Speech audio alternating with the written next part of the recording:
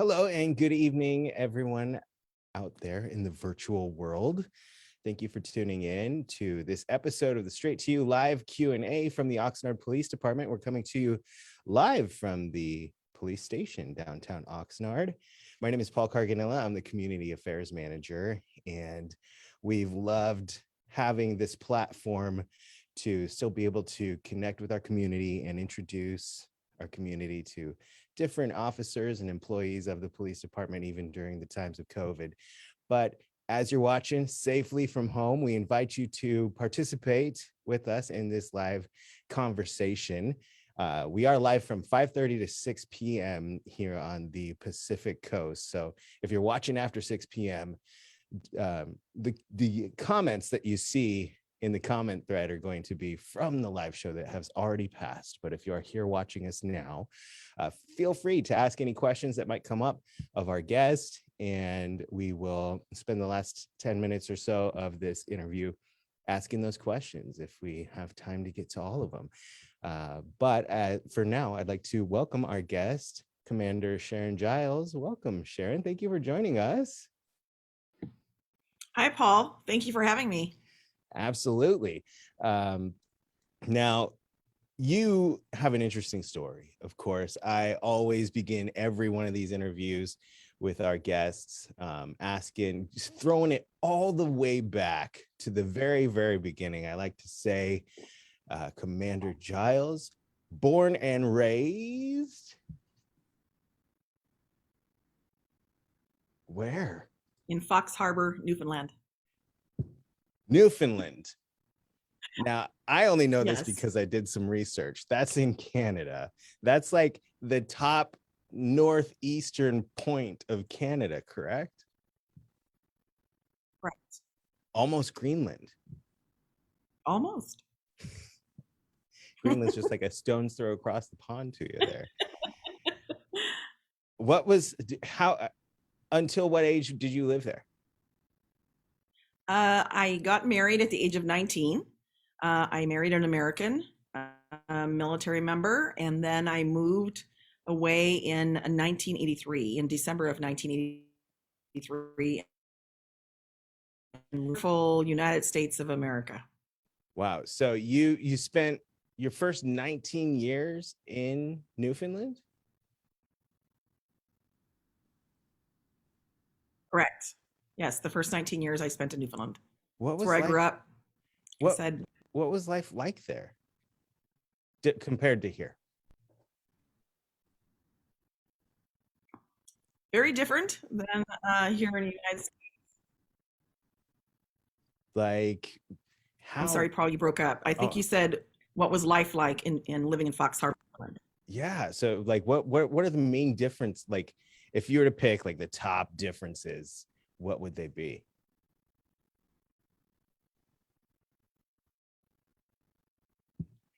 Well, I grew up in a little town, mainly fishing. My grandfather was a fisherman. My uncles were fishermen. My dad worked construction mainly, and he at one point started working for the Postal Service, but mainly construction. And my mother worked on a naval base there in Argentia, which was a huge military base that had been there during World War I and II. And so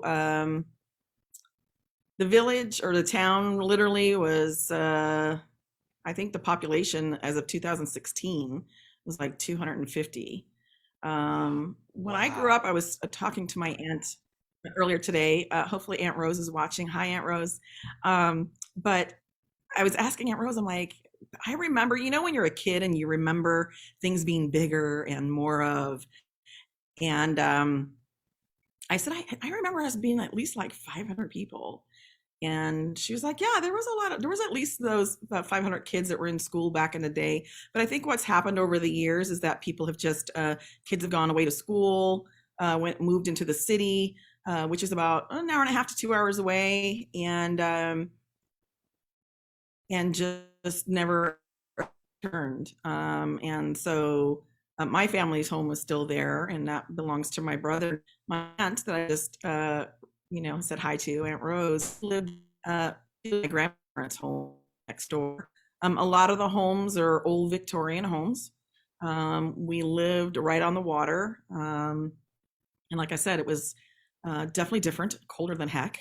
Um, we did a lot of outdoors things as kids, a lot of ice skating, jumping ice pans for fun, Jumping snowboard, ice pans.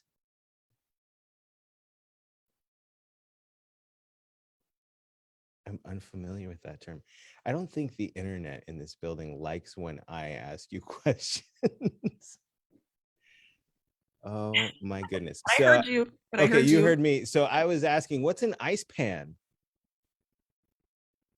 So again, we lived in like a U shape.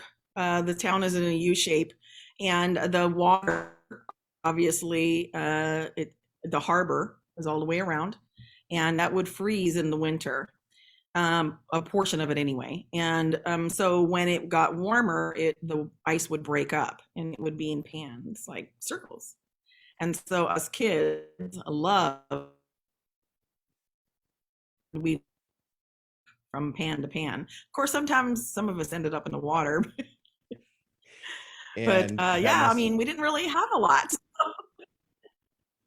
that sounds like a whole nother world. And I'm just picturing the kids jumping from ice pan to ice pan, and it's like a cartoon. Like, I can't, as a Southern California native, can't wrap my head around that. But so you grow up, you spend your whole, like, until you're adult in Newfoundland. And did you aspire to, what were your career goals back then? Did you want to become a fisher person or a construction worker?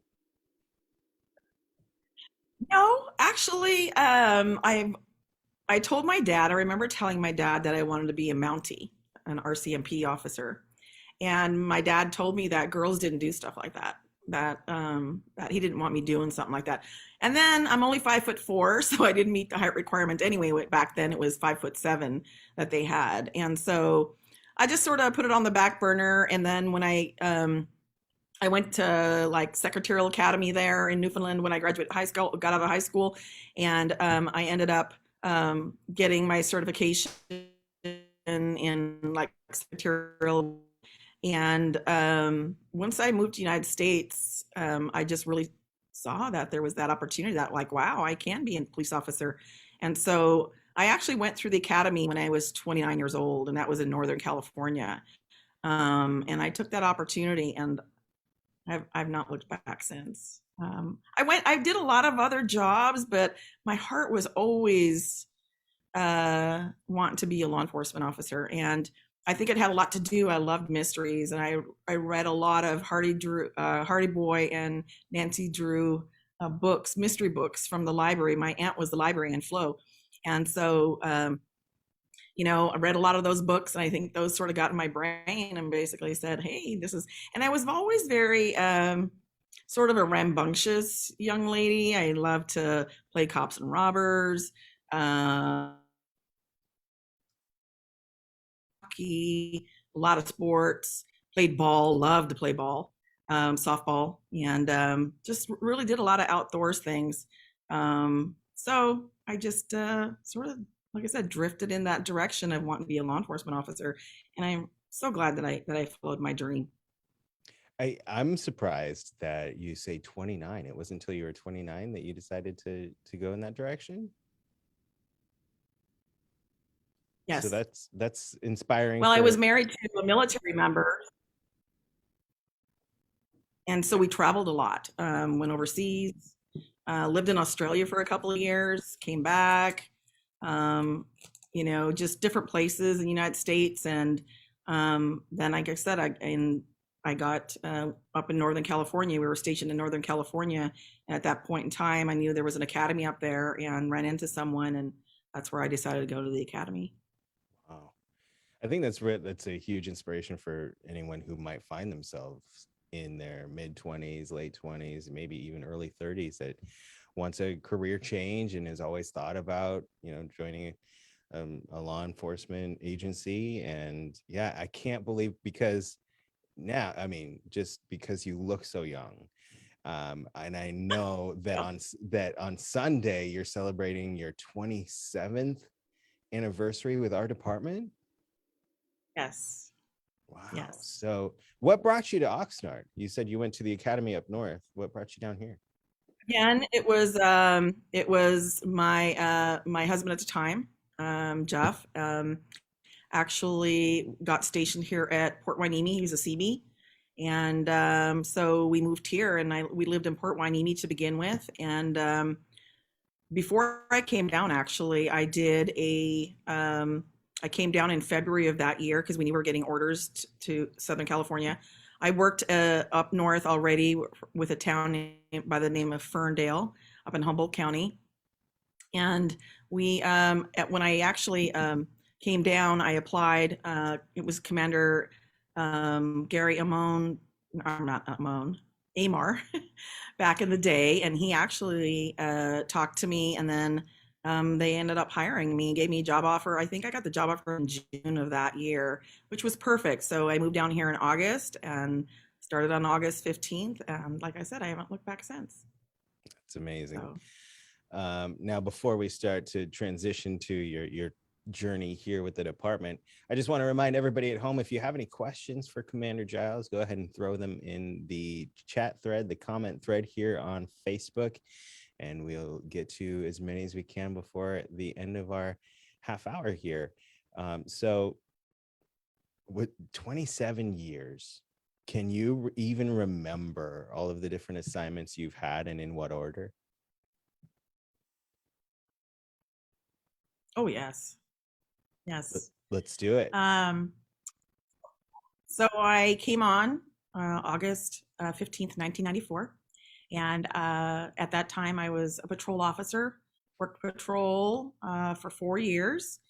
And then back in the day, they'd be going to detectives, which I always wanted to be a detective. I mean, I think most people do when they think about law enforcement, are like, oh, I don't want to do the police street stuff. I want to do the detective stuff. And again, it's all those books I read. So I really wanted to go to detectives. And it was on a schedule where, you know, by seniority that you would go into detectives. And some people had passed of going into property crimes. It was the property crimes unit. And I remember Commander Munoz at the time got a hold of me and he said, Sharon, you're next on the list. He goes, you know, you need to take this opportunity and go, because it's very rare that you're 4 years on and you get that opportunity, right? And I said, okay. And then I had an older FTO who said to me, like, you need to spend some time on the street. And I'm like, yeah, but I've always wanted to be a detective. And so thank God I didn't follow his direction. I followed Commander Munoz's direction and I took his advice. And I think it was great advice, actually, because I've spent the majority of my career in investigations. And then I went from property crimes back out to the street. And I actually worked as a storefront officer in Southwind's neighborhood. So I was there stationed at the Southwind's storefront there, and went from there. Took a position area doing grants. We had a weed and seed grant.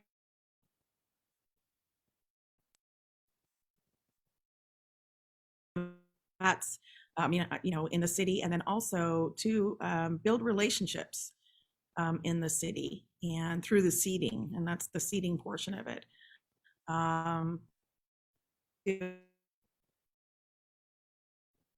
See, I actually got promoted to senior officer, and I took the opportunity to go into sex crimes. There was an opening, and I absolutely loved my position there.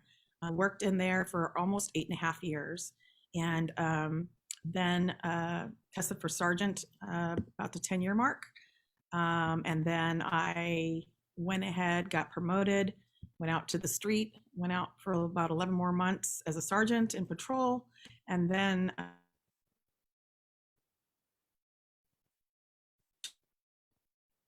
which involved sex crimes, domestic violence, missing persons, elder abuse, physical elder abuse, handling the missing persons unit for abduction of children. Also, we handled homicides of children along with the homicide unit. And then what else did we do in there at the time when we first started? Oh, we monitored all the registered sex offenders too, which we still do now in that unit. And like I said, spent that time in there and became the sergeant then, like I said, over that unit. Spent almost 7 years there and then became commander. And they put me over the investigations bureau. So I'm over all of the detectives now, court services, crime analysis, and the BI team. So the forensic um, crime scene investigators, I guess you call them. Wow, that's quite a journey. And I'm going to rewind just a little bit because your internet went out when you were talking about the forming of the Family Protection Unit. So you were a sergeant when that unit formed. What year was that? 2011, September 2011. Was that hard? Was is that, you talk about like children, murdered children? Was is that something that came kind of like easily for you, as far as like, because I know you have to have some sort, like a different kind of mentality or thick skin to work on cases like that. Was it an easy fit for you, I guess is what I'm trying to ask, or was there a big like kind of learning curve or toughening up process? Well, I will be honest that, I spent 8.5 years in there, and those cases, rape cases, child molestation, severe child abuse cases, domestic violence cases, um, those are not easy cases to deal with. Whether you like it or not, you absorb some of the trauma from those victims and dealing with that kind of cases or those kind of cases day in and day out. Um, but when Chief Williams talked about the unit, and I said to my husband, actually went home and talked to my husband, and I said, I just spent 8.5 years in there. I don't know if if I'm ready to go back. And so we talked about it, and he goes, "Honey, you know that's where your heart is. You're very passionate about the victims of these crimes, and you're very good at your job." And I said, "I agree. I agree." So, I mean, this unit would be from scratch, and because like we didn't, those crimes obviously were investigated somewhere else in a department, but they weren't under one umbrella. Um, so I took it on, obviously. And I had, at that time, I had been remarried. So I had divorced back in 95. And then I remarried in 99. And I married a police officer from Ventura PD. And he had he has two children who are my stepkids. And they're, so I had three children, my own daughter, and then he's two children. And so I was just wondering how that was going to impact my family life because I was on call 24/7. Mm.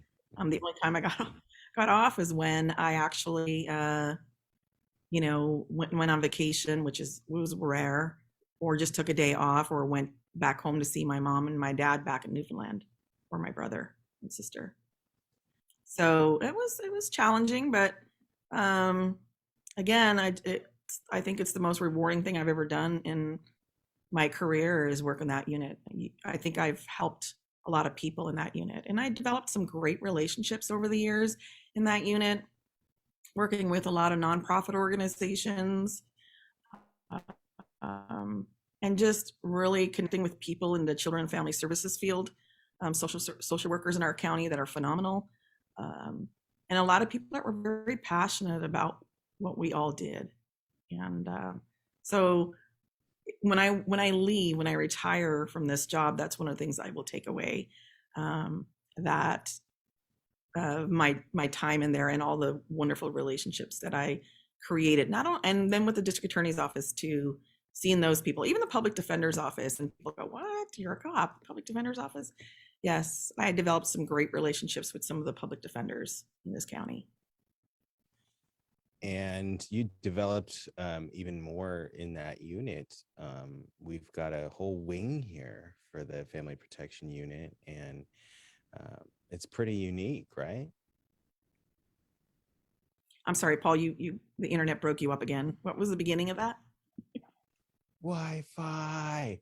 I was saying that we have a unique area, like a wing for the family protection unit here at the station, and you had a little bit to do with that, right? Yes, yes. Actually, I did, but my people that worked for me at the time did too. So the police department, when I came aboard, the fire department was inside the police department on one end of the building, and they got a beautiful new shiny building, and that area was vacant, and so that's where we would put the family protection unit, and we had all the offices. We just had to go in and just I remember, I think I told you, I remember like the my very first week, I had a fold out table and I had I'm not sorry, a laptop. I had a desktop that they put on top of the table, and that was pretty much my office. And then we just developed it from there. But they were kind enough to give us some nice desks, and we got some paint and carpeting. And then we actually went to the community back then and asked for donations we put a sofa. We have a living room. So when you come into that area, I'll describe it real fast. Probably some of the people that are listening have actually been in the police department and have actually seen this area. But it is dedicated strictly to victims of those crimes, and it doesn't look like the police department. We don't take our victims into these cold, dark interview rooms. They go into this beautiful area where you come in and it looks like someone's living room. It has lamps, it has curtains, it has a TV, it has a couch, it has a love seat, it has a coffee table.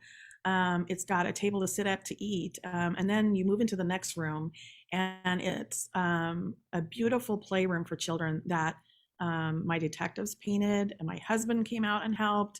My detectives, significant others helped out with some of their children, my grandkids, and we really like turn this into such a great place for children. It's a huge room with lots of toys and books and chalkboards and crayons and coloring books and just things to like sort of soften up the trauma if you can, when they come into the police station. If we have to talk to mom or dad, this is an area where the kids can be occupied. We have a huge TV that was donated by a really nice gentleman from Ventura, that was a friend of the chief's, and it's a big screen TV. And we have like games that they can play on there, just all kinds of things. And then all the offices are on one side. And then at the very end, we have what's called a soft interview room. And again, that's very nicely painted, really nice furniture in there, and just a very soft environment where a victim can be brought into and interviewed, and doesn't have to be in a cold interview room downstairs, because some of these victims have been extremely traumatized, and unfortunately, you walk them into the police station downstairs, and and unfortunately, you just don't know. I mean, if you have a victim who's been beaten, the last thing we want is to be walking them through on a parade, for everybody to see, and you don't know who you're going to run into downstairs. I mean, it could be a variation of different people, but this area, they're brought in privately through that door, and then they don't see the rest of the police station. So it's a beautiful place. I think it's a beautiful place. It's one of my favorite places in the building, and the detectives that worked for me at the time, actually the sergeant over the unit was one of the people that helped me paint that place and get it ready. And he's the sergeant over the family protection unit. He was in domestic violence unit at the time, I think, when we did that area. But yeah, a lot of heart and soul went into that place. Yeah, and you can tell when you're walking in, it's very unique and very a wonderful thing in a dark time. So we're at the questions portion, and I don't see any questions in the chat, but I do see a lot of love and a lot of shout outs from all over the place for you. Jackie Hahn is watching from Texas. She says hi. Monica Soderstedt says hi, Sharon. Kim Skeeter says hi. Javier Puente. Casey and Jake. Crystal Pineda says hi from Kentucky. Peter Wart says, Crystal? Peter Wart says, one of the most amazing people I know. Deborah Upton says, that's very thoughtful.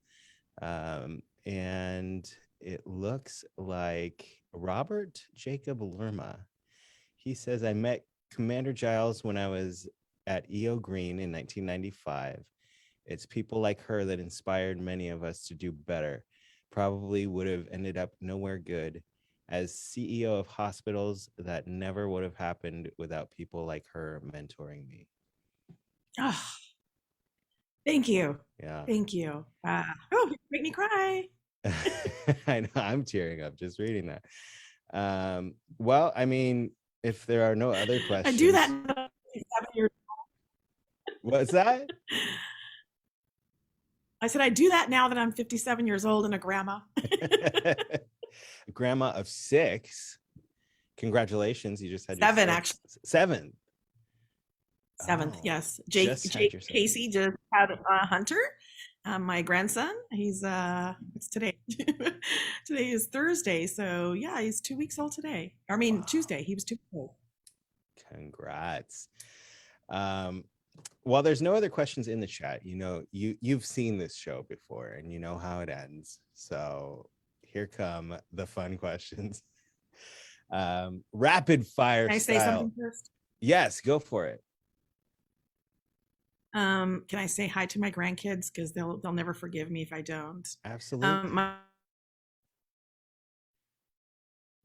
Mia, who is 8. Rewind. Hang on Caleb, just a second. who is 5. Just a second. The internet got you. So start over with the grandkid shout outs. Okay. So my grandkids that are local in Oxnard is Mia. She's 8 years old, the love of my life. And Caleb, she was my very first grandchild. And then Caleb, who's 5. He keeps me on my toes. And they live just a mile from me, so I love them. And then Casey and Jake, who just had Hunter, that they live down south in Marietta.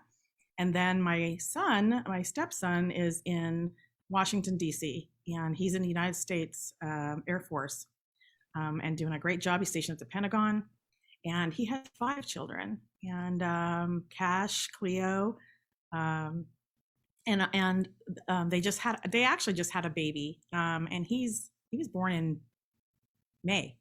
So he's just a tiny little guy too. So I've got some new babies, but I haven't met him yet, and I'm looking forward to doing that later in the year. But yeah, so yeah. So hi, grandkids.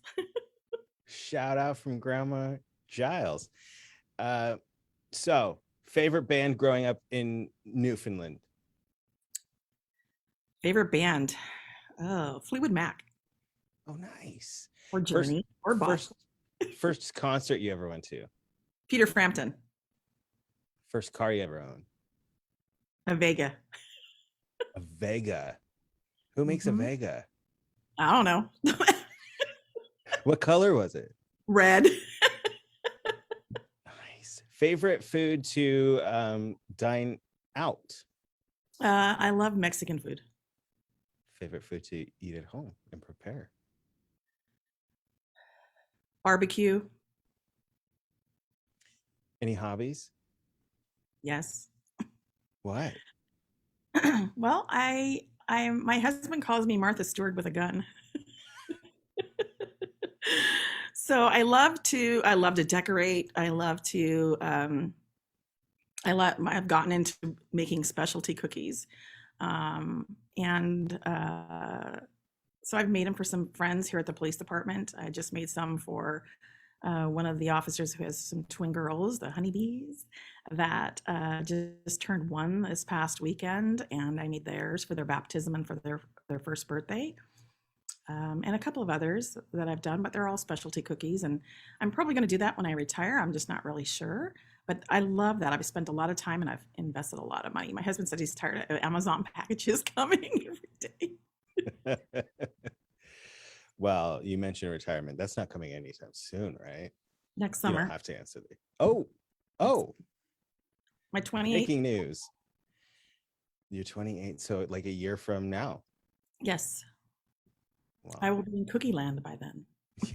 Of course, with all those Amazon packages showing up. Well, we will enjoy our final year of your service here. And do you have any final thoughts or any final messages before we go? Well, first off, I'd like to thank all the taxpayers in the community that I live and work. That I was given the opportunity as a young woman back in 1994, and to serve this community has just been amazing. And I look forward to. I mean, I'm not going to slow down any, believe me. So it's just not my nature. Uh, but I look forward to the next year. But I'm also a little sad because I'm not ready to go, but I am ready to go. I understand that I'm not the I'm no spring chicken anymore. You know, I'll be 58 years old by the time I retire. And, you know, that's a lot of years as a police officer. It takes its toll. And so it's time for me to spend some time with my family, harass my grandkids and my kids and my husband. I'm going to harass him too. So he's retired from Ventura PD. So we'd like to do some travel, spend some time with family, and just enjoy life. So I just want to say thank you, and the people at the police department, the people back in the day that gave me that opportunity. Chief Benitez was one of my beat partners back in the day. We worked nights together, so I have great memories of him. You know, and just all the prior people like Councilman Brian McDonald. I mean, Brian was one of my commanders, phenomenal man.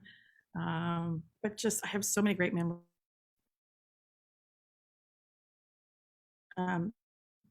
Chuck Extra, Assistant Extra, still really good friends with he and his wife, Cindy. Just amazing people. But I'm glad that I had those people and I have those people in my life because I don't think I would be where I am if I hadn't been for people like that because they gave me that opportunity as a woman.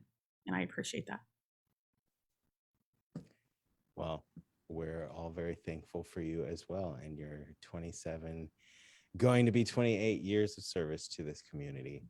And I thank you for joining us for this evening's Q&A. Thank you so much. Thank you, Paul. Well, thank you everyone at home for joining us on the Facebooks. And Dawn Holmes Cooney says, congratulations, Sharon. I'm so glad I know you and had the privilege of working with you many times. Best to you, one of my sheroes. Love it. All right. Have a great night, everybody. Thank you again. And we'll see you on the next Straight to You Live Q&A.